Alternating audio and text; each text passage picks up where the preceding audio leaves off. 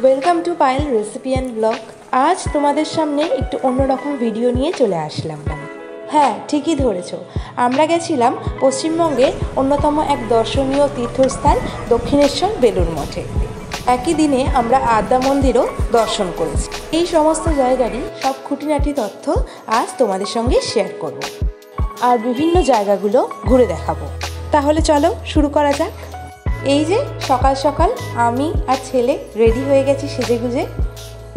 এবার আমাদের বেরোনোর পালা। ছেলে তার বাবার কোলে চড়ে গেছে, এবার আমরাও সব আস্তে আস্তে বেরোচ্ছি।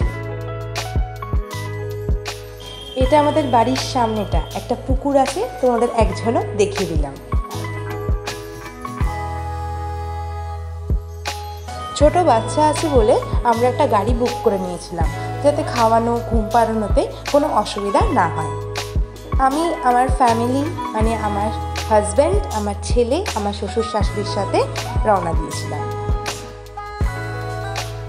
দেখতে দেখতে বাইপাস হয়ে হাওড়া ব্রিজ চলে আসলাম।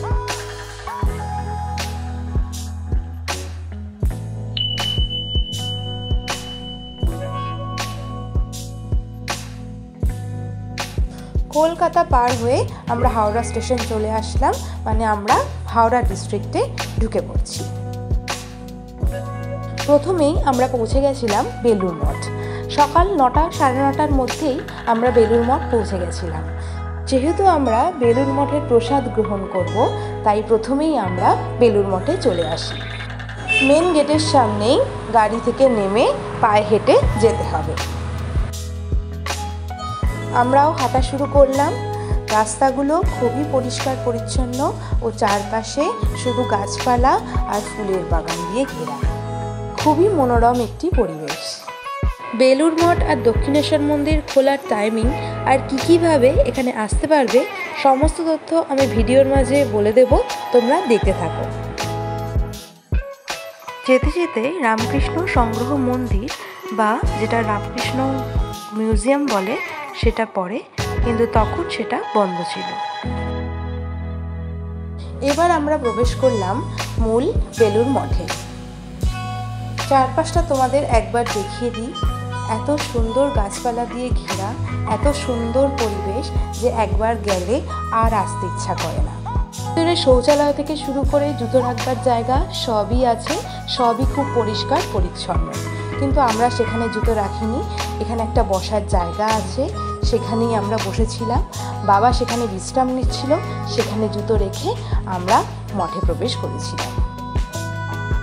এখানে পানীয় জলেরও খুব ভালো ব্যবস্থা রয়েছে, সব কলের জলই পান করার যোগ্য। চারপাশটা খুব সুন্দর ফুলের গাছ দিয়ে সাজানো আছে, খুব ওয়েল মেনটেন্ড, খুব পরিষ্কার পরিচ্ছন্ন।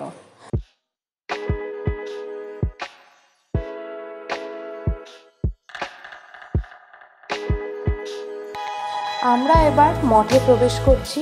ভিতরে ছবি তোলা আর ভিডিও করা নিষিদ্ধ আছে, তাই জন্য ভিতরে ভিডিও করতে পারিনি। ভিতরে খুবই শান্ত পরিবেশ, সবাই ধ্যান করছে, ঠাকুরের স্মরণ করছে, সবাই চুপ করে বসে আছে, খুব শান্ত পরিবেশ।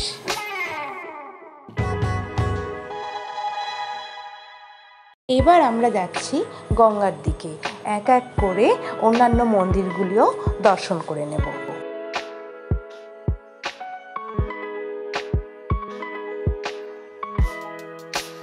প্রথমেই আমরা চলে এসেছি বেলুড় মঠের প্রথম প্রেসিডেন্ট স্বামী ব্রহ্মানন্দ মহারাজের মন্দিরে।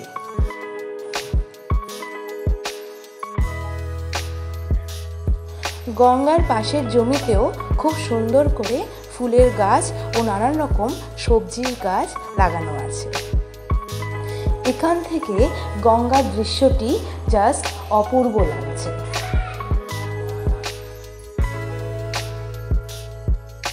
এবার আমরা চলে আসলাম শ্রী শ্রী সারদা মায়ের মন্দির। এখানেও ফটো তোলা নিষিদ্ধ, তাই ফোন নিয়ে যেতে পারলাম না।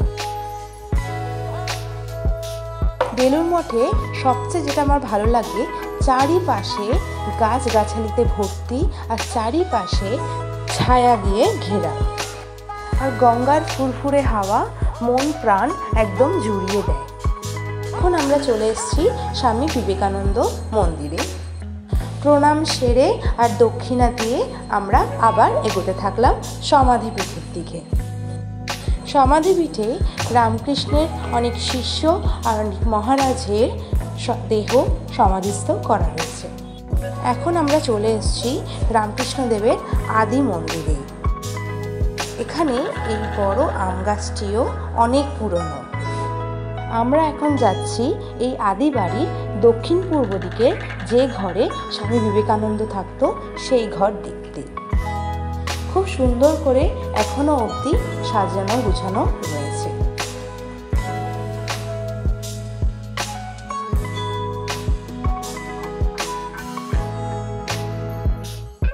এবার আমরা প্রসাদ গ্রহণ করতে যাব।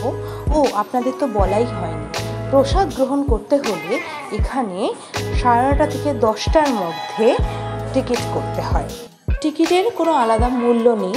আপনারা মেন অফিসে গিয়ে আপনারা নিজেদের সাধ্য মতন যা দক্ষিণা দেবেন তার পরিবর্তে প্রসাদ গ্রহণের টিকিট পেয়ে যাবেন। আপনারা চাইলে দক্ষিণেশ্বর থেকেও নদীর উপর দিয়ে ফেরি করে বেলুড় মঠে আসতে পারে মাত্র 11 টাকার বিনিময়ে। আবার কেউ যদি ট্রেনের মাধ্যমে আসতে চায় সেও হাওড়া স্টেশন থেকে ট্রেন করে বালি স্টেশনে নেমে তারপর বেলুড় মঠ আসতে পারে। বেলুড় মঠের টাইমিংটা আপনাদের মাঝখানে বলে দিই। বেলুড় মঠ সকাল 6:30 থেকে দুপুর 12টা অবধি খোলা থাকে, আবার বিকেল 4টে থেকে রাত 9টা অবধি খোলা থাকে। এখনও অনেক বড় বড় বিল্ডিং কনস্ট্রাকশনের কাজ হচ্ছে যাতে একসাথে অনেক মানুষ বসে প্রসাদ গ্রহণ করতে পারে।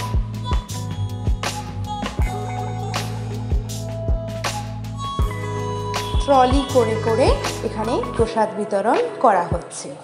সবাই প্রসাদ গ্রহণ করতে বসে গেছে, আমরাও বসে পড়েছি।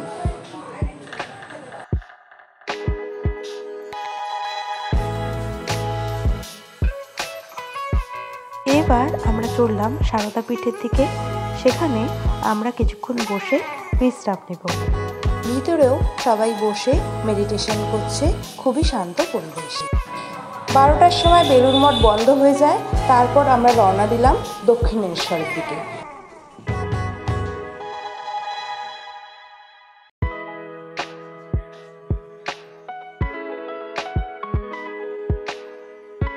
দক্ষিণেশ্বরে মন্দির সকাল থেকে দুপুর 12টা অবধি খোলা থাকে। তারপর আবার দুপুর 3টে বা 3:30 গিয়ে খোলে। মায়ের পুজো আবার 3:30টায় শুরু হয়। প্রতিবার আমরা সকালেই এসে পুজো দিই, কিন্তু যেহেতু এইবার বেলুড় মঠে প্রসাদ গ্রহণের কথা ছিল তাই জন্য আমরা দুপুরবেলায় দক্ষিণেশ্বরে আসলাম। আমরা একটু আগেই চলে এসেছিলাম। দক্ষিণেশ্বরে এসে আমরা কিছুক্ষণ বিশ্রাম নিলাম আর চারপাশে ঘোরাঘুরি করলাম।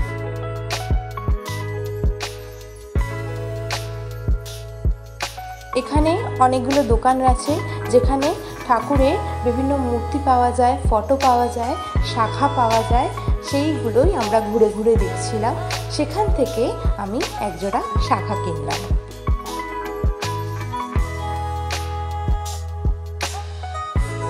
ভিতরের দোকানগুলো আমরা ঘুরে ঘুরে দেখছি। গরমে আমাদের প্রাণ অষ্টাগত।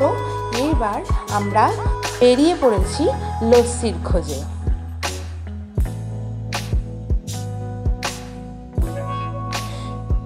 বেচারা বাচ্চাটা আর কিছু না পেয়ে শেষে আঙ্গুল চুষতে লাগলো। আমরা শেষ পর্যন্ত লস্যি না পেয়ে এই আখের রসেই প্রাণ জোড়ালাম।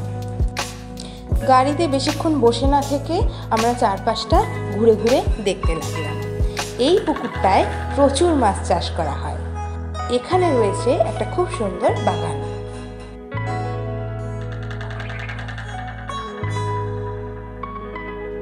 এখানে আছে লোকমাতা রানী রাসমণি দেবীর মন্দির, যেটা এখন বন্ধ আছে কারণ এখনো সময় হয়নি। বিকালে খুললে তোমাদের দেখাবো। এরপর আমরা গঙ্গার দিকে এগিয়ে গেলাম। এটি হলো নহবল। এখানে শ্রী শ্রী মা সারদা দেবী থাকতেন।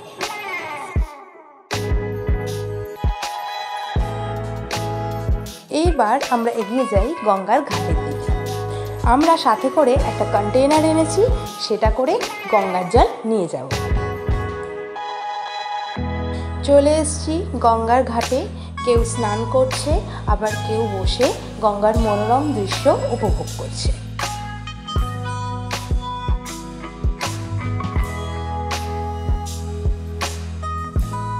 গঙ্গার পাড়ে কিছুক্ষণ বসে বিশ্রাম নেওয়ার পরই 3টে বেজে গেল ও ডালা নেওয়ার সব দোকানগুলো খুলে গেল। আমরা একটা স্টলে চলে এসেছি মায়ের ডালা নেব বলে। মন্দির সবে খুলেছে, তাই এখন ভিড় কম। এরপরে আস্তে আস্তে ভিড় বাড়তে থাকবে। পুজোর ডালা নিয়ে আমরা মন্দিরের দিকে এগোতে থাকলাম। প্রচুর মানুষের ভিড় হয়ে গেছে। মন্দিরের মধ্যে কিন্তু ফোন নিয়ে প্রবেশ করতে দেয় না, তাই বাইরের স্টল রয়েছে, সেখানে তোমরা ফোন জমা রাখতে পারো, কিংবা সেটা যদি না চাও যেখান থেকে ডালা কিনছো সেখানে ব্যাগের মধ্যে ফোন রেখে দিয়ে আসতে পারো। রানী রাসমণি দেবীর মন্দিরটি খুলে গেছে, এখন তোমাদের দেখাতে পারলাম। ছেলেদের আর মেয়েদের আলাদা লাইন রয়েছে।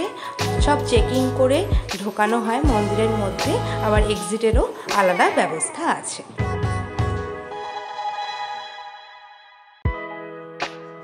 মায়ের পুজো দেওয়া আমাদের কমপ্লিট হয়ে গেছে। এবার আমরা রওনা দেব আদ্যাপীঠের উদ্দেশ্যে। দক্ষিণেশ্বর থেকে 10 মিনিটের মধ্যেই আদ্যাপীঠ পৌঁছে গেলাম।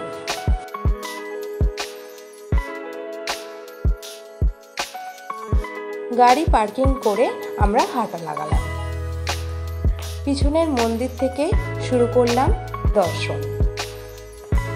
অপোজিটেই রয়েছে দক্ষিণেশ্বর বালিকা আশ্রম। এখানে মনে হয় হোস্টেল আর স্কুলিং সব একসাথেই হয়। এরপরেই এক এক করে মন্দিরগুলো দর্শন শুরু করলাম। এখানে অনেকগুলো শিব মন্দির রয়েছে, যেখানে আমার ছেলে একদম সাষ্টাঙ্গে প্রণাম শুরু করে দিয়েছে। এক এক করে তারা মায়ের মন্দির, জগন্নাথ মন্দির আমরা দর্শন করলাম।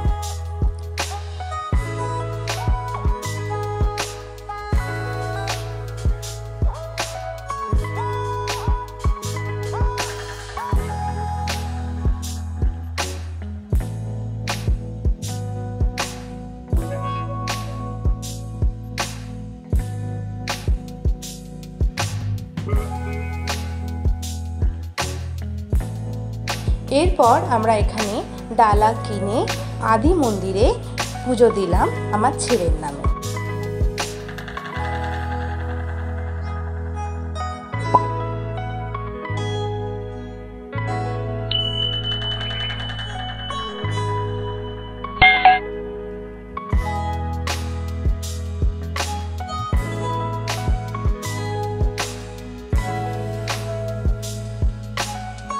এটি হলো আদ্যাপীঠের মূল আদ্যা মন্দির, যেটি তখন বন্ধ ছিল। এটি খোলার সময় সন্ধ্যে 7টা। পুজো দিয়ে আমরা বেরিয়ে সবাই কচুরি ডাল খেয়ে রওনা দিলাম বাড়ির দিকে। 1-1.5 ঘন্টার মধ্যে বাড়ি পৌঁছে গেছিলাম। তাহলে বলুন আপনাদের কেমন লাগলো ভিডিওটি? কোনো প্রশ্ন থাকলে কমেন্ট বক্সে অবশ্যই করবেন। আপনাদের ভালো রেসপন্স পেলে এরকম ভিডিও করার উৎসাহ আরও পাবো। ভিডিওটি ভালো লেগে থাকলে লাইক, শেয়ার আর চ্যানেলটিকে সাবস্ক্রাইব করতে ভুলবেন না। আজকের মতন এখানেই, আবার দেখা হবে নতুন কোনো ভিডিও নিয়ে। ততদিন ভালো থাকবেন, সুস্থ থাকবেন। ধন্যবাদ।